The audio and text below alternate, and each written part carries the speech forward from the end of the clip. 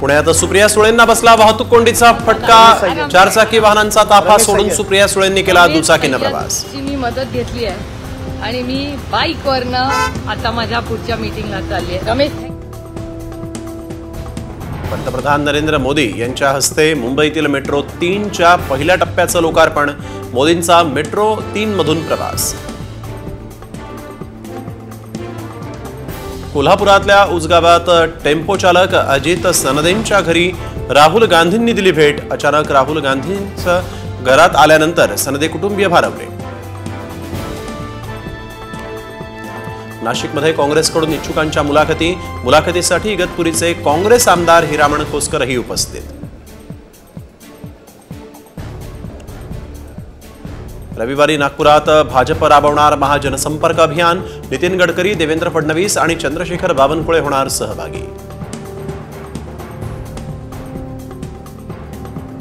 मुलगी शिकली, प्रगती झाली, 1500 रुपये देऊन घरी बसवली। लाडकी बहिणी योजनेवरून उद्धव ठाकरेंची राज्य सरकारवर खोचक टीका।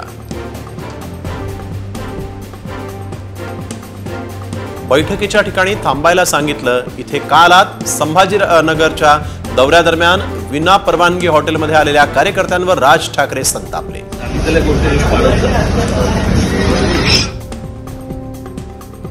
शरद पवार पुन्हा अजित पवारांना धक्का देण्याच्या तयारीत। रामराजे निंबाळकर हाती तुतारी घेण्याची शक्यता।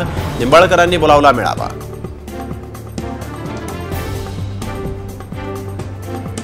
खासदार हंडोरेंचा मुलगा गणेश हंडोरेला अटक। गणेश हंडोरेच्या कारची एकाला धडक।